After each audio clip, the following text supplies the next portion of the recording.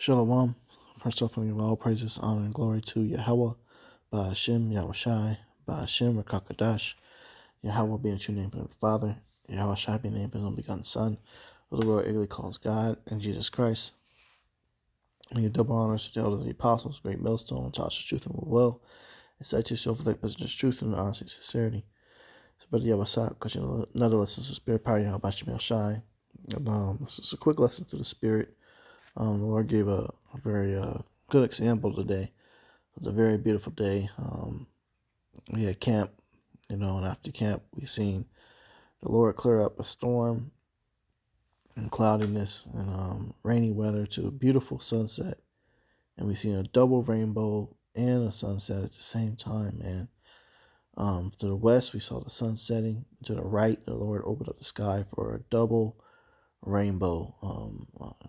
A completely double rainbow, man. And it was just spiritual. We got to see that, man. It was very uplifting for a very that spirit that I was in.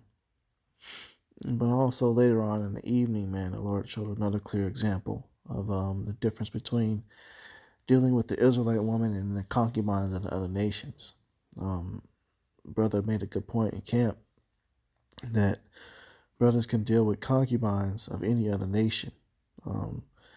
Wives we have of Israel, but of concubines any other nations. And it was definitely evident as far as why Jake is leaving the Israelite woman, and we don't need the Israelite woman to build our nation. But it was a beautiful example because we went to two locations. In one location, you had the Israelite woman disgracing her nation, her heritage, twerking, shaking her ass. And then we go to another location, and instantly a bunch of Edomite women gravitate towards the brothers, and one just immediately grabbed him and started kissing on the brother and everything, man. And being a arrest, man. But ultimately, this example of what an Israelite woman is supposed to be is delicate, respectful, sweet, kind. Not embarrassing, not brawling. But it was night and day difference, man. But this Ecclesiastes 36:24 says, "He that getteth a wife beginneth a possession, a help like unto himself, and a pillar of rest." And that's the problem with a lot of the Israelite women, especially brothers in this truth that deal with women. They don't have the peace that it says a pillar of rest. They don't have rest, man. It's constant fights and arguments. There's no peace. One issue after another, the constant disrespect, because our women are just destroyed and out of order, man. And if our women don't get with the program in the times to come, then the chariots are going to appear and they're going to be left behind. And that's a very scary feeling, is that you get left. Not only you get left from your husbands, but you get left behind spiritually from the Lord. The Lord can reject the Israelite women, and it's happening right now, because in the midst of the locations we went to, nobody was giving any type of attention towards the Israelite women. They were trying desperately, twerking and making a scene, and acting an ass, dressing all type of way. And then the other nations, everybody else was willing to have conversations with and be around them. The spirit was a big energy shift, because our women are evil, man. They cleave to Satan so much, just like in the garden, man. They have no desire to be a pillar of rest, to be a servitude. The word woman itself, that word means a servant. These women don't want to be servants, man. They want to be served and submit their authority and talk down on men. Instead of humbling themselves, being discreet, being soft-spoken, sweet, kind, submissive. And that's this trait of the concubines right now. But Eve, It's not right, man. And that's crazy because here it is, the Israelite woman is a royal heritage, and you would think that ours would be the number one best behaved, but right now they're not. You got a token select few that get it. You're going to have an elect of Israelite women right now that get it, but there's a vast majority of them. As much as you try to beat a dead horse, they don't get it.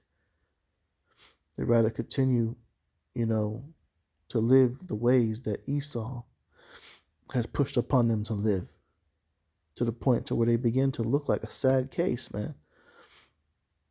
To where not only do Israelite men don't want to deal with them, but even the heathen nations are rejecting the Israelite women. You guys need to, this is an open rebuke. You guys need to get it together, man. It's sad, man. Y'all are looking very bad right now. You got all these dating show experts on YouTube coming up, such as Kevin Samuels and all these other people, and they're all coming with the same mentality. And getting on y'all's case because y'all been a problem for a long time, man. And the only people that's giving y'all any time of day is Esau, really. And he's rejecting you guys slowly because Esau wants to deal with gay men. So you have a few token Edomites that are goofy as all hell, and then you're sinning because you're sowing tares amongst your nation. You're being rejected by Yahweh when you do choose to be with an Edomite man. But then on top of that, amongst the ones that you do, quote unquote, choose, they're leaving you for another penis. So look, man, be a pillar of rest, okay? Be something that can be a possession. He that getteth a wife beginneth a possession, a help like unto himself. Not only that, but a help. If you're not being a help to your Israelite man, then you're not serving your purpose. But you also need to be what? It says a pillar of rest. Rest. Give your Israelite man rest, man. And you got men that would rather sleep in the wilderness than to sleep in the same room or house with you because you're not a rest. You become a nightmare. Who wants to deal with the nightmare of the world every day through work, through demons, through the heathen, through Esau, putting hell on Jacob? You know how bad Esau has it for the Israelite man. And then got to come home and deal with constant hell with his woman. And evident today, it was clear, man. To seeing the visual example of how instantly, Edomite concubines was arrested unto one of the brothers, compared to going to another location and the Israelite woman being an abomination, a shame, and a disgrace, and stuck up. It's night and day, man. That's sad, man. Proverbs 31:11. The heart of her husband doth safely trust in her, so that he shall have no need of spoil. We can't even trust the Israelite woman, because one of the women that was acting an ass like I was describing was married. All the way married, but in the damn bar twerking and shit. Ridiculous, man. But other nations, they don't have these issues. Why? Because they're not experiencing the curses. See, our women that are acting like this, it is a curse. And the curse is only lifted a little bit when we come into this knowledge, wisdom, understanding, and this truth. But it also takes a conscious effort to want the curse to be lifted. A lot of our women don't care for that curse to be lifted. They enjoy living in that type of behavior, that lifestyle, that curse, instead of wanting out and wanting to do better.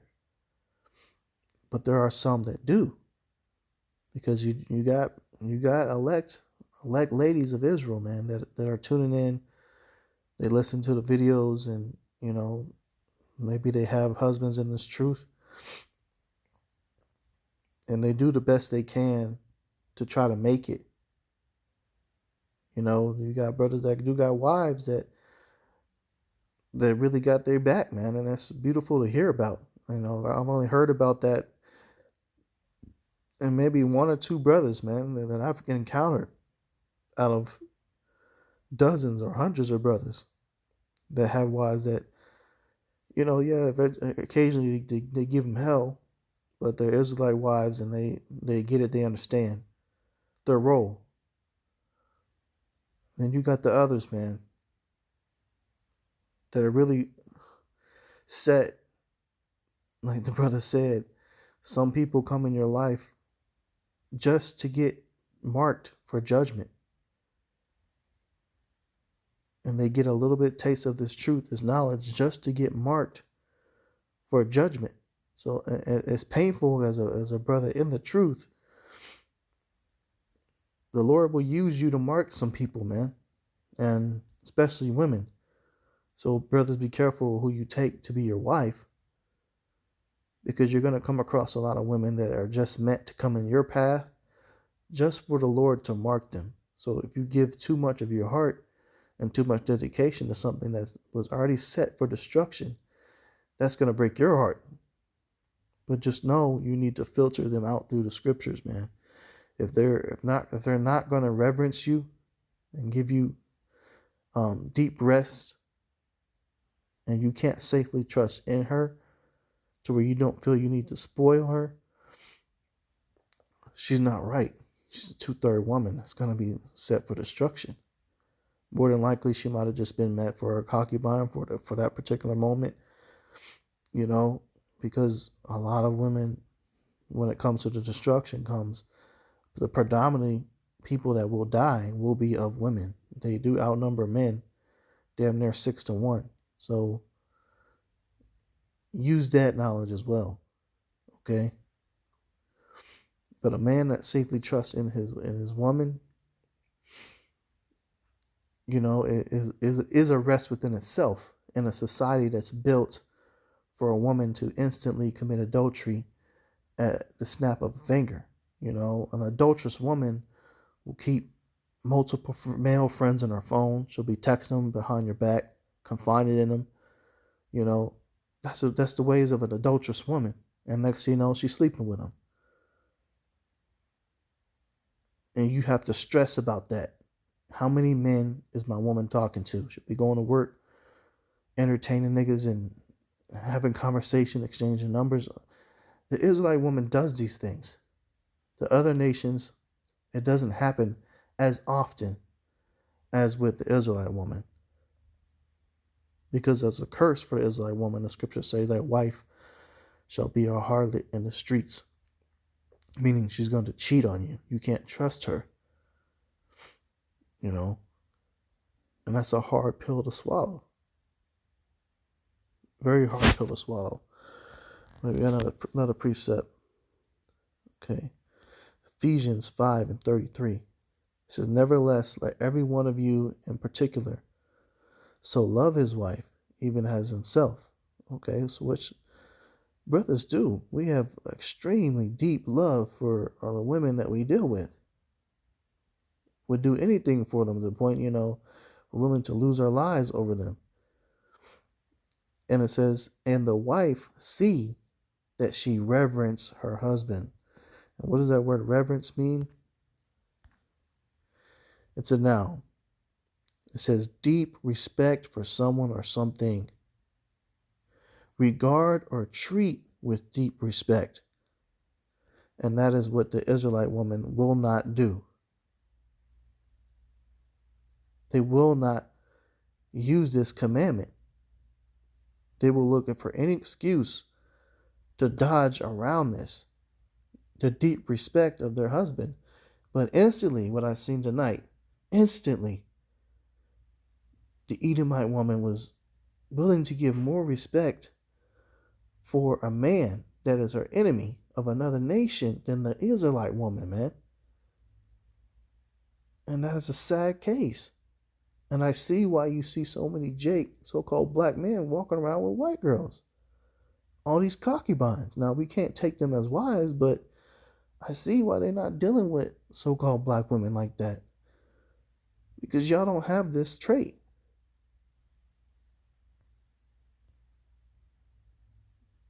You're missing the deep respect. And the men of Yahweh Ba'ashem Yahushai in this truth deserve that. But see, the Israelite woman will take the bullshit that she dealt with a nigga of the world, a rapping ass thug nigga, and take the mistreatment that he did to her and apply that to the good man. And their favorite slogan is niggas ain't shit at that point. But yet you chose to deal with a wicked nigga of the world that worships witchcraft, smokes weed, a drug dealing, gang banging, thugging ass nigga. You get what you asked for.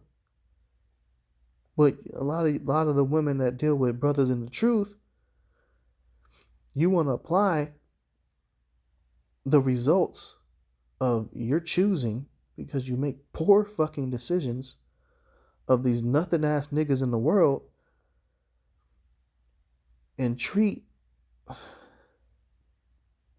all the fucked up behaviors that you didn't even treat towards that guy and apply that to a good man, and then lose them, and then you're the victims of the world.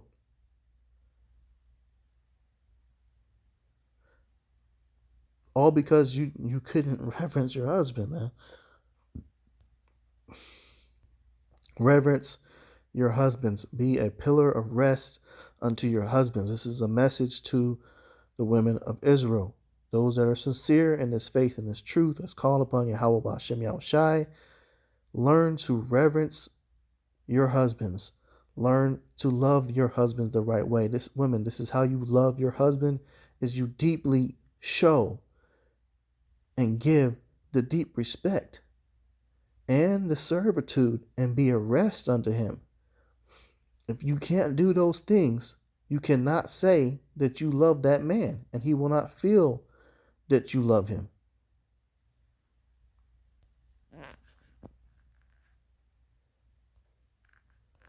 Ecclesiastes 26:13. It says, the grace of a wife delighteth her husband. What is delighteth? Okay. It says, wow. To affect with great pleasure, to please highly, to give or afford high satisfaction or joy. How many men feel this way when being with a woman? The so-called black woman, man. And we don't get this trait out of y'all, man. Because y'all got constant disrespect, nigga shit. You don't want to cook. You don't want to clean. You don't want to give respect. You talk back. You talk down on us. You call us bitch ass niggas, this and that shit.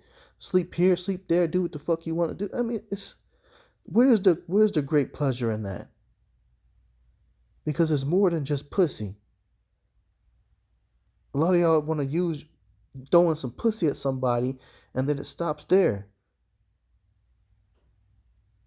You're supposed to be a rest. You can't give that though. We gotta deal with drama and bullshit from y'all trying to be like a man and working and all this other crap, man. That's unnecessary. Be a helpmeet in the household. Cook, clean. Know your roles. Do your roles. And give respect. Some of y'all have to work. If that's the case, then that's the case. But even if you do have to do that, that doesn't mean you pull back the respect trait for your man.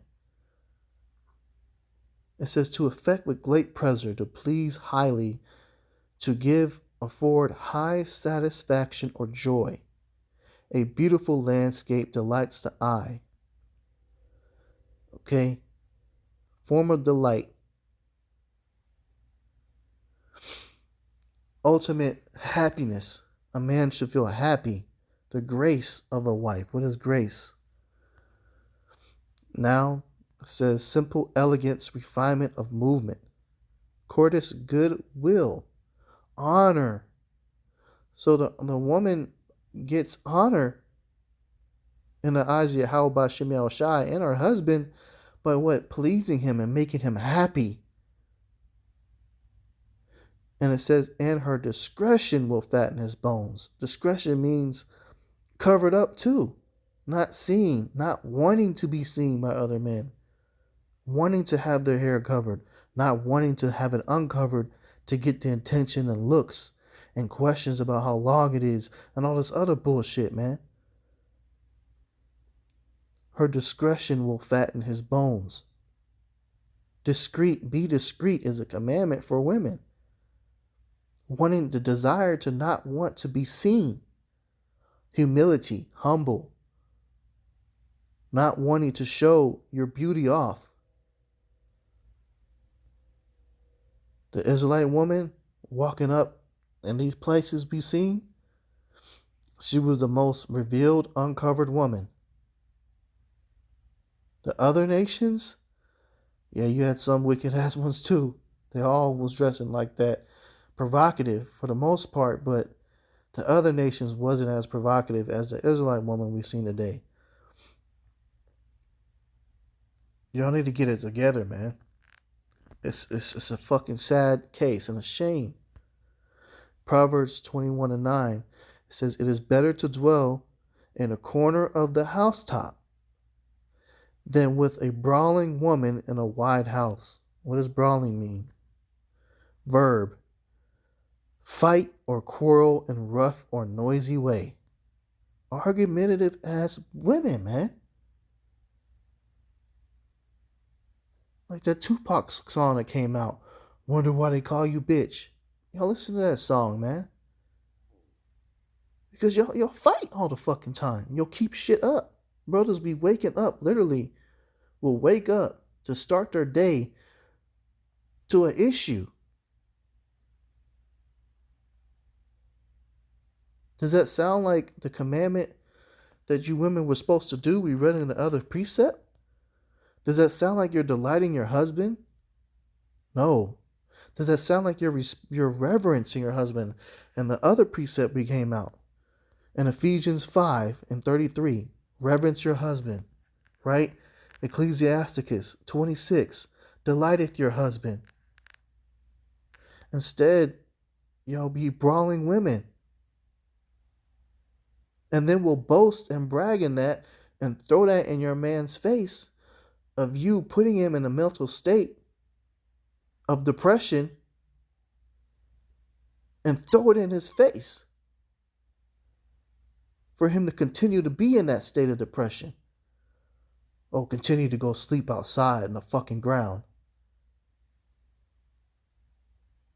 Because he's doing these things to escape a brawling woman in a White House. And then when your ass gets divorced, you get divorced and all the hard work and your growth to become a better person, you're going to sit at a point of self-reflection and begin to realize a deep feeling of loss. Of loss. You lost a good thing. You lost a good man of Yahweh Shem Shai. You lost a potential father to your children. Loss, loss, loss. And then what is there to gain at that point? It's too late. Because then the only thing you would have gained is a higher body count. Because immediately y'all women are willing to take another dick. So now you're defiled and you can't go back to that man and you're set for destruction. That's the future of the Israelite women, man. And the Israelite men can feel it, sense it, and they're fed up. Because right now, the time we're living in with all these chariot sightings, we're done dealing with the bullshit in the games, man. Fuck the bullshit in the games. We're at the end of this thing. All hell is going to break loose. The last thing you need right now is to be abandoned by Yahweh Bashem Yahushai without a man of the Lord, which is what you need for salvation, in hell and all the chaos, with zero protection for yourself and your children. But you guys are not seeing it until it's too late, man. The scriptures say, seek the Lord while he may be found. Call upon him while he is near. And for you women, the way you do that is you get with a man of Yahweh Bashem Yahushai. That's going to give you the way to walk in the eyes of Yahweh Bashem Yahushai. And once you get him, give deep respect to him. Delight him and serve him. And with that, I'm going to close out. Give all praises, honor, and glory to Yahweh, Ba'ashem Yahushai, Ba'ashem Rakakadash. Double honors to the elders and the apostles, a great millstone, that touches truth and will, and salutations to you, hopefully pushing this truth and honesty and sincerity. Shalom.